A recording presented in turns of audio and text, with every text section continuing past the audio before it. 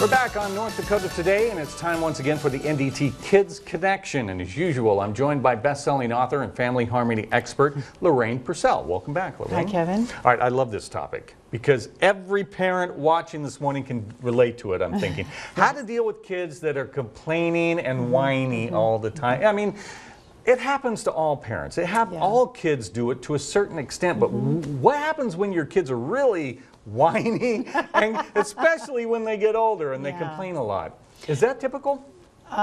Well, it doesn't have to be. And I really think when people complain and whine, it's because they're not being heard on a deeper level.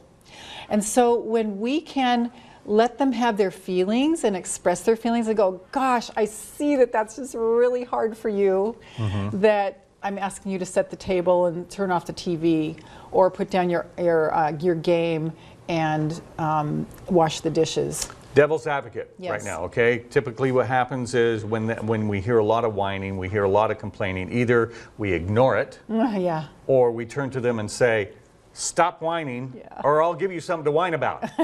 Did you hear that when you were a kid? I did. Yeah, me I'll too. give you something to stop crying, or I'll give you something to cry about. Exactly, okay. So what's wrong with that approach? Well, you're teaching your child that they have to stuff their feelings, which is never a good thing. And I work with a lot of adults who have come from childhoods where they had to stuff their feelings and they weren't able to be who they were. And so then they have to spend a long time with someone like me to unpack that and finally get permission to express themselves. So if your child is complaining and whining, you can say, you know, I can't understand you when you talk in that voice. Can you talk more clearly? So then they're like, oh, okay, well, it's not even getting through to them if I go, wow. Okay, So all right. I'm going to stop that one. And then the other thing is the complaining. Here's the script. I understand. I can see that you're having a hard time with this. I hear what you're saying. I hear what you're saying. I got it. And when will you be doing that? At 3 or at 5?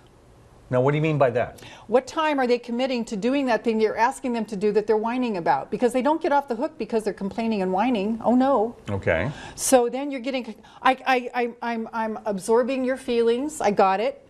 And, yeah, I understand. Okay. And so you'll do the dishes right after dinner or a half hour afterwards. Put it back on them. Absolutely, yes. Wow, okay. So when they're younger, though, I'm envisioning maybe a toddler or 5 or 6 years old, and they're whiny a lot and complaining a lot. What then? Same thing. Same thing? Same thing. I can see that you're upset, and you still need to pick up your toys.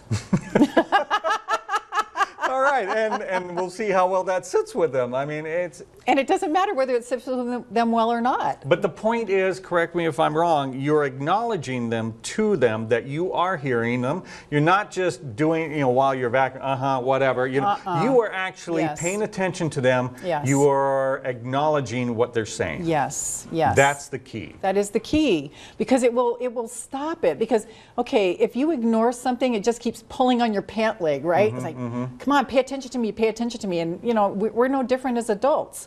Are you with a partner that listens to you? If not, you're probably whining and complaining and exaggerating, and maybe even, you know, on the point of white lying and maybe lying, trying to get their attention, right? Because they're not giving you the attention that you need. All right. Take the time to give them the attention then. Yes. All right. Tell everybody about StopYellingAtYourKids.com. Okay. Well, there's a great free 50-page ebook there, all about taking care of you so that you can take care of your family well without you burning out.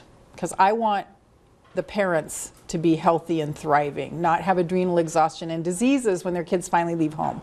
All right. So this is the way to do that. All right. Thank you very much, Lorraine. Thanks, Kevin. All right. We'll be right back with more North Dakota Today.